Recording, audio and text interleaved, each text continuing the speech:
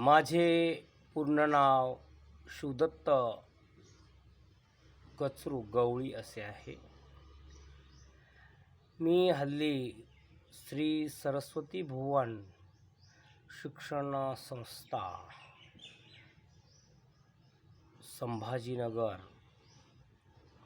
श्री सरस्वती भुवन कला वाणिज्य कनिष्ठ महाविद्यालय संभाजीनगर या महाविद्यालयामध्ये मी ज्युनियर प्राध्यापक म्हणून कार्यरत आहे. तर माझ्या वर्ग 12वीच्या विद्यार्थी मित्रांनो, विशेषतः कॉमर्स शाखेच्या विद्यार्थी मित्रांनो, मी आपणासमोर आज एक छान व्हिडिओ आणि अतिशय महत्त्वाचा व्हिडिओ सादर करत आहे. त्याचे कारण असे आहे की आपली 12वी महाराष्ट्र राज्य बोर्ड परीक्षा साधारणतः 15 फेब्रुवारी 2025 पासून सुरू होणार आहे आणि त्या दृष्टिकोनातून आपला चांगला अभ्यास व्हावा आणि आपणाला चांगले परीक्षेमध्ये गुण मिळावेत, या दृष्टिकोनातून मी असा मनोदय केला की आपणाला चिटणीसाची कार्यपद्धती वर्ग 12वा या विषयातील प्रकरण 3 भाग विक्री अतिशय महत्त्वाचा घटक आहे, महत्त्वाचा टॉपिक आहे, महत्त्वाचं प्रकरण आहे, म्हणून ते आपण घेऊ.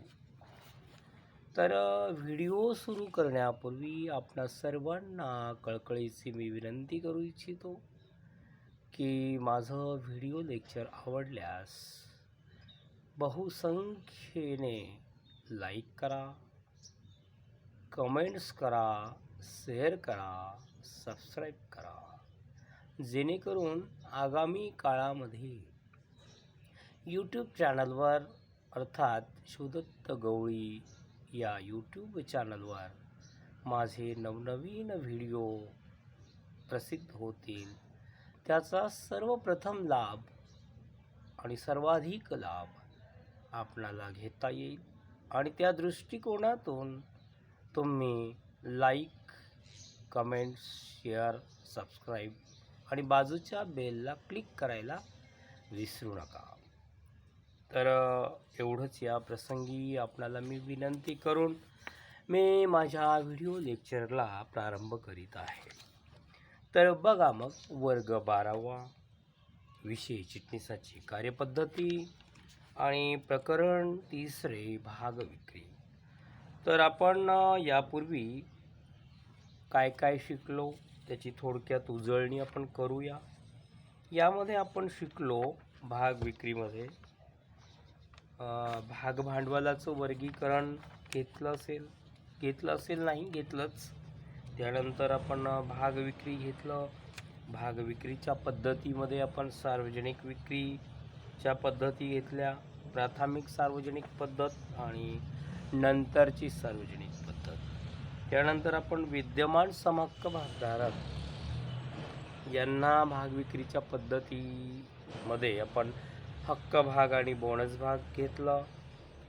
त्यानंतर आपण विद्यमान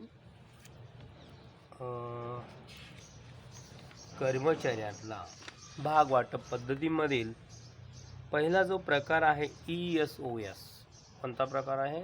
ESOS हा प्रकार आपण घेतलेला आहे. तर सांगायचं तात्पर्य, आता आपल्याला 2 नंबरचा जो काही पॉईंट आहे कर्मचारी भाग खरेदी योजना, तो पुन्हा एकदा घेणं आवश्यक आहे. त्यामध्ये थोडंसं आपण सुरुवात केली होती, पण काही अपरिहार्य कारणामुळे तो व्हिडिओ थांबला होता. कारण तसं जास्त महत्त्वाचं नव्हतं, पण व्हिडिओ थांबला होता म्हणून ते आपल्याला पुन्हा रिपीट करायचं आहे. तर बघा मग, अतिशय महत्त्वाचा टॉपिक, कर्मचारी भाग खरेदी योजना, ESPS, employee stock purchase scheme. या योजनेअंतर्गत कंपनी तिच्या कर्मचाऱ्यांना पुढील तारखेला खरेदी करू शकतील अशा सवलतीच्या दरात समहक्क भाग देते. पुन्हा रिपीट करतो, कर्मचारी भाग खरेदी योजना. कर्मचारी यासाठी ई शब्द आहे, भागसाठी स्टॉकसाठी एस शब्द आहे आणि खरेदी परचेससाठी पी शब्द आहे. योजनासाठी एस शब्द आहे. Employee stock purchase scheme. तर या योजनेअंतर्गत कंपनी काय करते, तिच्या कर्मचाऱ्यांना पुढील तारखेला म्हणजे भविष्यातील तारखेला खरेदी करू शकतील. कोण? कर्मचारी खरेदी करू शकतील अशा सवलतीच्या दरात समहक्क भाग देते. पुन्हा एकदा बघूया आपण, कर्मचारी भाग खरेदी योजना, ESPS, employee stock purchase scheme. या योजनेअंतर्गत कंपनी तिच्या कर्मचाऱ्यांना भविष्यातील किंवा पुढील तारखेला कर्मचारी खरेदी करू शकतील, त्यांच्या क्षमतेनुसार खरेदी करू शकतील, अर्थात आर्थिक क्षमतेनुसार अशा सवलतीच्या दरात समहक्क भाग देते. कोणते भाग देते? समहक्क भाग देते. कोणत्या दरात? सवलतीच्या दरात. कोणत्या तारखेला? पुढील तारखेला. पुढील तारीख म्हणजे भविष्यातील तारीख. कोणती स्कीम आहे? ESPS, कर्मचारी भाग खरेदी योजना, एम्प्लॉई स्टॉक परचेस स्कीम. मग कंपनी कर्मचाऱ्यांच्या पगारातून भागाच्या देयकासाठी काही रक्कम वजा करते. मग या पैशाची कपात, देऊ केलेल्या भागाच्या रकमेची कपात कर्मचाऱ्याच्या पगारातून भागाच्या देयकासाठी वजा करते. तर कर्मचारी भाग खरेदी योजनेमध्ये आपणाला कोणकोणत्या तरतुदी आहेत ते बघायचे आहेत. कर्मचाऱ्यांच्या त्यांच्या श्रेणीनुसार वेगवेगळ्या संख्येने भागांची विक्री करता येते. कर्मचाऱ्यांची श्रेणी म्हणजे अ श्रेणीचा कर्मचारी असेल, ब श्रेणीचा कर्मचारी असेल, क श्रेणीचा कर्मचारी असेल, ड श्रेणीचा कर्मचारी असेल, तर त्या श्रेणीनुसार वेगवेगळ्या संख्येने, म्हणजे अ श्रेणीचा कर्मचारी असेल तर मोठ्या प्रमाणात भागाची विक्री, ब श्रेणीचा कर्मचारी असेल तर थोडं कमी संख्येने भागाची विक्री, क श्रेणीचा असेल तर त्याहीपेक्षा कमी संख्येने भागाची विक्री, ड श्रेणीचा कर्मचारी असेल तर सर्वात कमी संख्येने भागाची विक्री करता येते. ही झाली पहिली तरतूद. त्यानंतर दुसरी ब, ESPS द्वारे वाटप केलेले भाग ताबडतोब सूचीबद्ध केले जातात. आणि ESPS द्वारे वाटप करण्यात आलेले भाग ताबडतोब सूचीबद्ध केले जातात, म्हणजे नोंदणी केली जातात. त्यानंतर क, जर ESPS सार्वजनिक भाग विक्रीचा हिस्सा नसेल तर धारण कालावधी भाग वाटपापासून किमान 1 वर्षाचा असतो. जर ESPS म्हणजे काय? कर्मचारी भाग खरेदी योजना सार्वजनिक भाग विक्रीचा हिस्सा नसेल त्यावेळेस धारण कालावधी हा भाग वाटपापासून किमान 1 वर्षाचा असतो. नंतर ड, कंपनीने सेबी नियम 2014च्या तरतुदी पूर्ण केल्या पाहिजेत. कंपनीने सेबी नियम 2014च्या तरतुदी पूर्ण केल्या पाहिजेत. म्हणजे भाग आधारित कर्मचारी फायदे. भाग आधारित कर्मचारी फायदे. कंपनीने सेबी थोडक्यात भाग आधारित कर्मचारी फायदे नियम 2004च्या तरतुदी पूर्ण केल्या पाहिजेत. नंतर ई बघा, कर्मचारी भाग खरेदी योजनेद्वारे भाग वाटप करण्यापूर्वी, कर्मचारी भाग खरेदी योजनेद्वारे म्हणजे ESPS योजनेद्वारे भाग वाटप करण्यापूर्वी कंपनीला भागधारकांच्या सभेत विशेष ठरावाद्वारे मंजुरी घ्यावी लागते. तर कंपनीला काय करावं लागतं? भागधारकांच्या सभेत विशेष ठरावाद्वारे मंजुरी घ्यावी लागते. ज्या वेळेस कर्मचारी भाग खरेदी योजनेद्वारे भाग वाटप करण्यापूर्वी भाग वाटप करायचे आहे त्या अगोदर कंपनीला भागधारकांच्या सभेत विशेष ठरावाद्वारे मंजुरी घ्यावी लागते. तर कर्मचारी भाग खरेदी योजना आपणाला समजली असेल. ज्या विद्यार्थ्यांना समजलेली नाही तर त्यांना पुन्हा एकदा मी रिपीट करतो. नंबर 2, कर्मचारी भाग खरेदी योजना ESPS employee stock purchase scheme. या योजनेअंतर्गत कंपनी तिच्या कर्मचाऱ्यांना पुढील तारखेला खरेदी करू शकतील अशा सवलतीच्या दरात समहक्क भाग देते. तर या योजनेअंतर्गत कंपनी तिच्या कर्मचाऱ्यांना पुढील तारखेला खरेदी करू शकतील अशा सवलतीच्या दरात समहक्क भाग देते. कंपनी कर्मचाऱ्यांच्या पगारातून भागाच्या देयकासाठी काही रक्कम वजा करते. कंपनी कर्मचाऱ्यांच्या पगारातून भागांच्या देयकासाठी काही रक्कम वजा करते.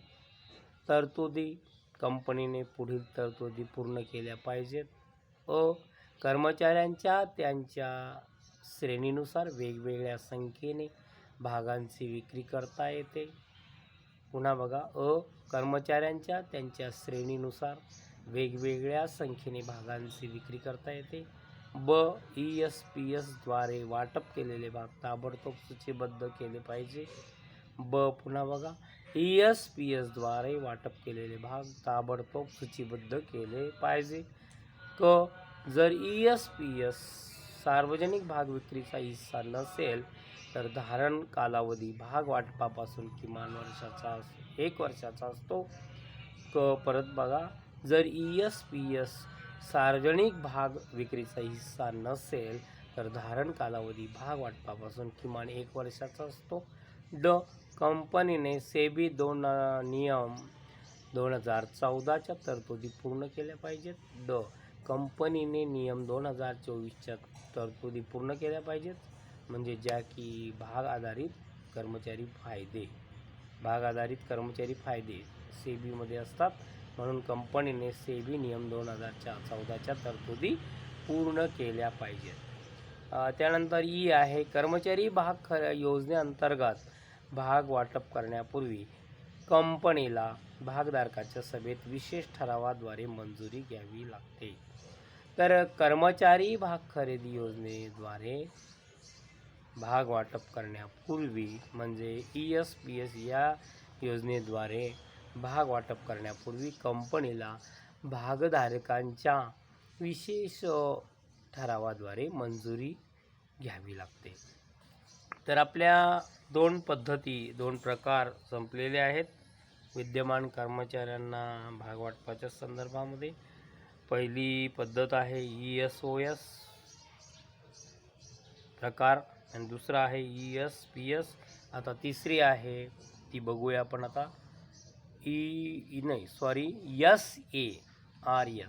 SARS भाग किंमत वृद्धी अधिकृत योजना, भाग किंमत वृद्धी अधिकार योजना.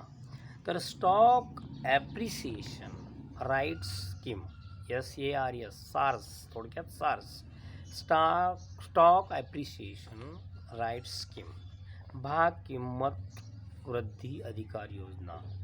भागासाठी स्टॉक शब्द आलेला आहे, किंमतसाठी काय आलेलं आहे, त्यामध्ये किंमतसाठी शब्द दिला नाही. भाग किंमत म्हणजे स्टॉक, ॲप्रिसिएशन वृद्धी आणि राईट्स म्हणजे अधिकार, स्कीम्स म्हणजे योजना. स्टॉक ॲप्रिसिएशन राईट्स सार्स, भाग किंमत वृद्धी अधिकार योजना.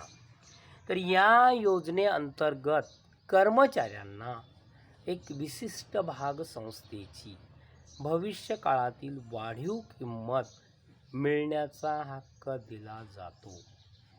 तर भाग किंमत वृद्धी अधिकार योजनेअंतर्गत म्हणजे stock appreciation rights scheme SARS या योजनेअंतर्गत कर्मचाऱ्यांना एक विशिष्ट भाग संस्थेची भविष्यकाळातील वाढीव किंमत मिळण्याचा हक्क दिला जातो. तर काय, कर्मचाऱ्यांना एक विशिष्ट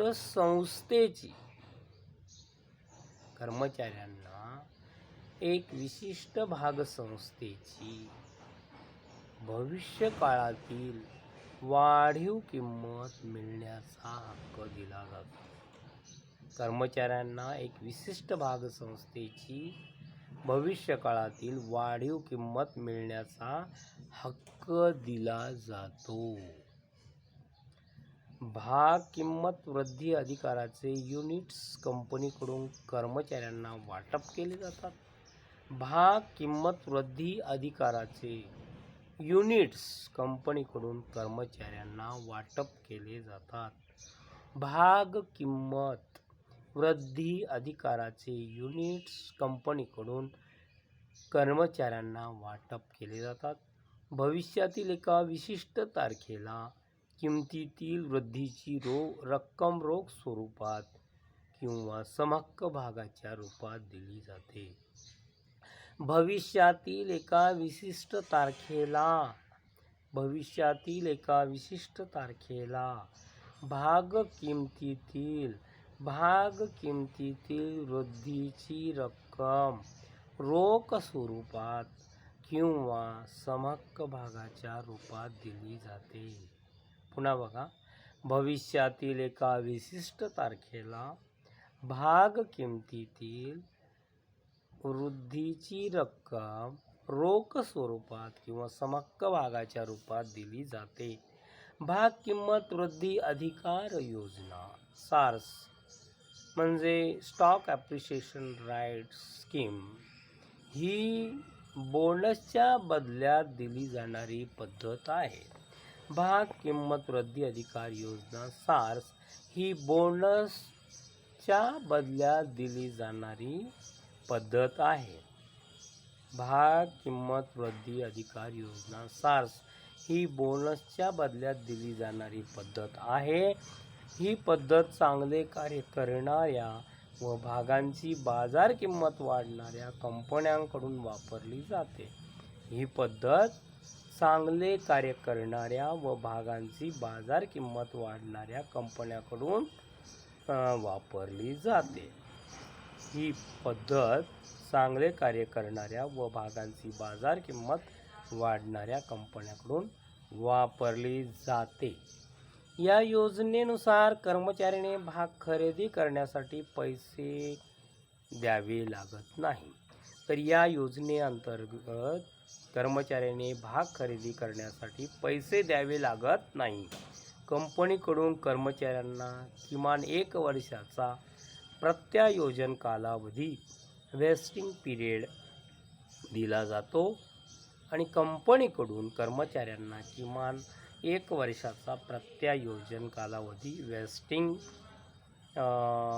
पिरियड दिला जातो. या योजनेत किमान धारण कालावधी नसतो.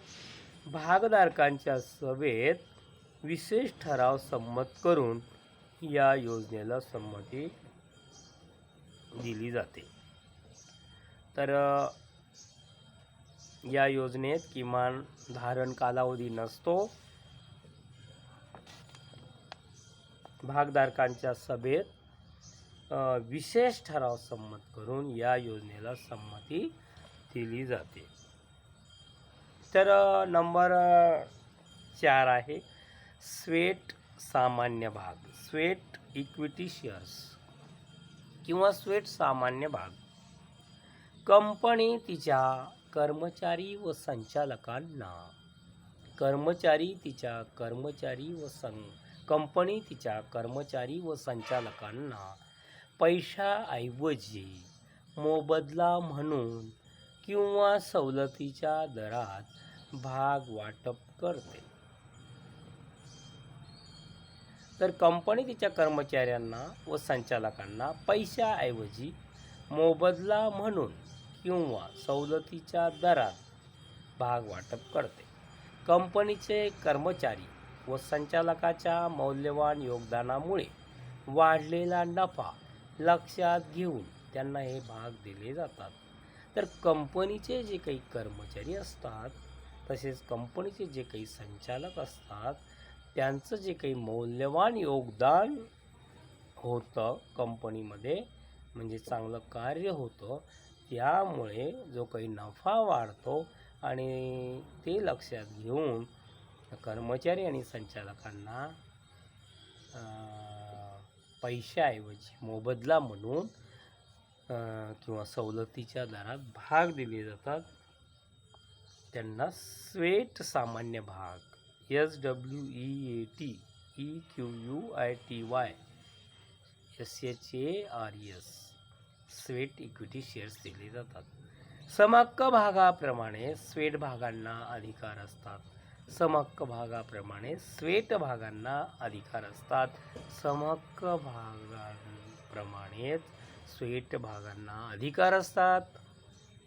या भागाचे किमान धारण कालावधी 3 वर्षाचा असतो आणि या भागांचे किमान धारण कालावधी 3 वर्षाचा असतो. म्हणजे जे काही स्वेट भाग असतात त्या भागाचे किमान धारण कालावधी किती वर्षाचा असतो? 3 वर्षाचा असतो. म्हणजेच या कालावधीत ते हस्तांतर करू शकत नाही. म्हणजे 3 वर्षाच्या ज्या कालावधी त्यांना दिलेला आहे त्या 3 वर्षाच्या कालावधीमध्ये ते स्वेट भाग हस्तांतरण करू शकत नाही. हस्तांतर करू शकत नाही म्हणजे दुसऱ्याला हँड ओव्हर म्हणजे दुसऱ्याला देऊ शकत नाही. या प्रकारचे भाग वाटप करण्यासाठी कंपनीला धारकांच्या सभेत विशेष ठराव मंजूर करून मान्यता घ्यावी लागते. आणि या प्रकारचे म्हणजे स्वेट सामान्य भाग वाटप करण्यासाठी कंपनीला भागधारकांच्या सभेमध्ये विशेष ठराव मंजूर करून मान्यता घ्यावी लागते. तर अशा प्रकारच्या आपण पद्धती बघितल्या विद्यमान कर्मचाऱ्यांना भाग वाटप. आता या ठिकाणी आपण आता थोडंसं थांबूया आणि नंतरच्या व्हिडिओमध्ये आपण पुन्हा भेटूया. गुड बाय, नमस्ते, गुड मॉर्निंग.